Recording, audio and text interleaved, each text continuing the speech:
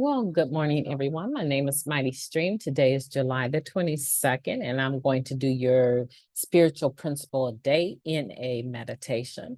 I am brought to you by Hope Through Navigation, and this is our Hood Recovery Services. Let's go ahead and get into that reading.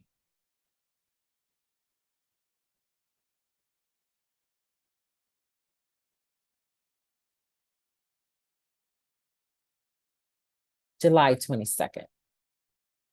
Extending a thoughtful welcome, page 211. It may be helpful to remember what made us feel welcome and what made us feel uneasy or alienated when we first came to meetings. Guiding principles, tradition one for groups.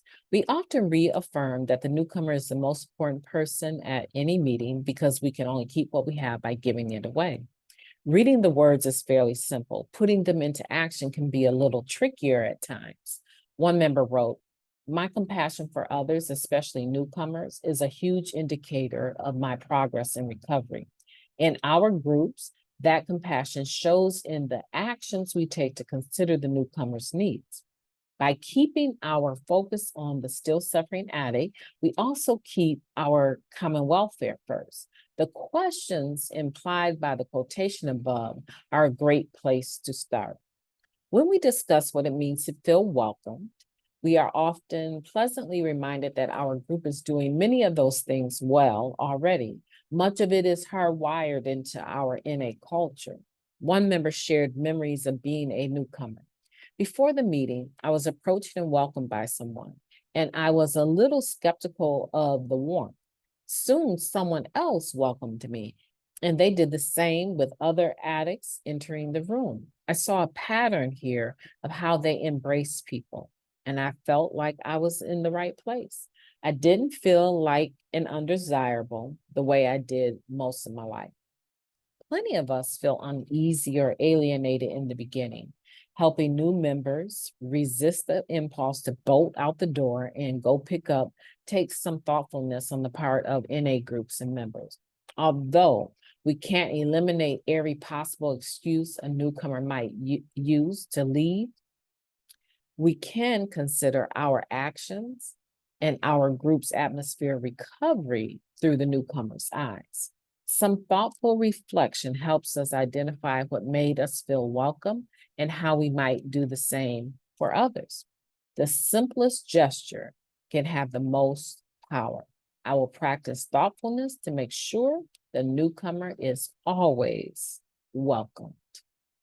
What a beautiful meditation. And I think it's one that we can all reflect on because the group is made up of the members. And you're a member when you say you are.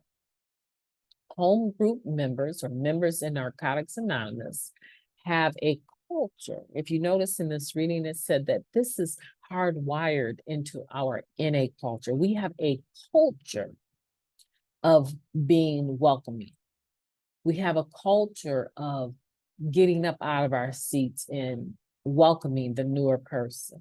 We have a culture of having a greeter at the door at our meetings that's what they do. Their service work is to stand up and greet you and say, "Welcome to the meeting. Welcome to this home group." We have a culture of doing that. Now, sometimes what happens is that a person is so wrapped up in their own thoughts, which is evidence of the disease of addiction, that they're not going to receive a warm welcome if their life depended on it. It's going to be very difficult with the space that they're in for them to receive our extension of welcome. That's not your problem. Your problem is to be still there, giving the welcome that is needed for people. Give them a choice. Don't let it be because no one was kind to them that they loved. Let it be because they couldn't handle all of the goodness. Let that be the reason, but don't let it be because no one even greeted or spoke to them, right? Especially with this, I can't really say post-pandemic culture. However, because we still are experiencing increased numbers in my city, however, the tendency now is to distance ourselves from everyone.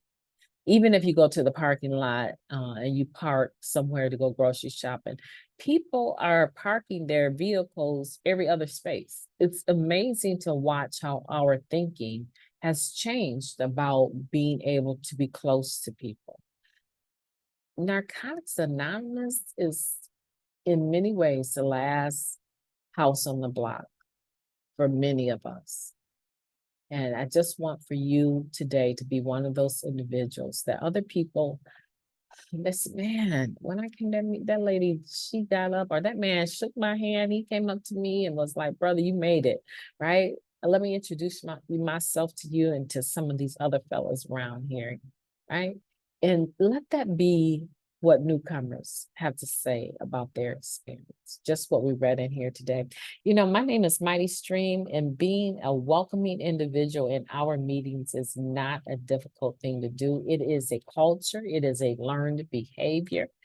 And in this season, if you're a person whose health is compromised and you can't take that risk of going into meetings because there's so much of a risk with the lifestyle of the disease of addiction, right? A lot of times if you're using, you're not really even thinking about a mask. That's not on your mind. And you might be exposing yourself to individuals that are asymptomatic, or you might even be. So maybe say you're a person who just isn't going to be able to make meetings for obvious reasons in person.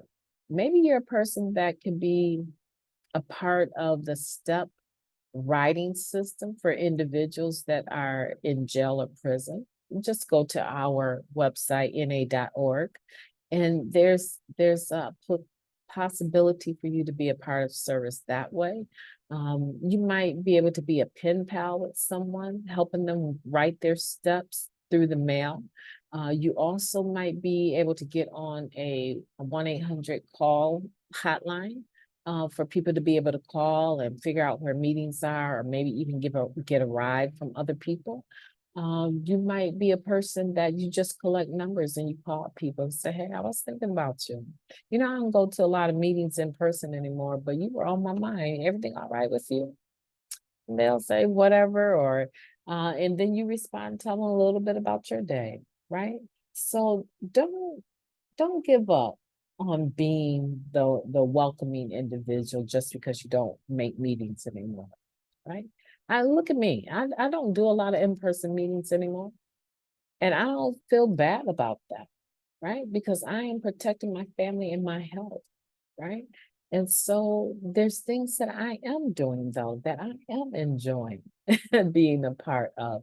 And this podcast is one of them. You know, my name is Mighty Stream, and I am looking forward to talking to you tomorrow.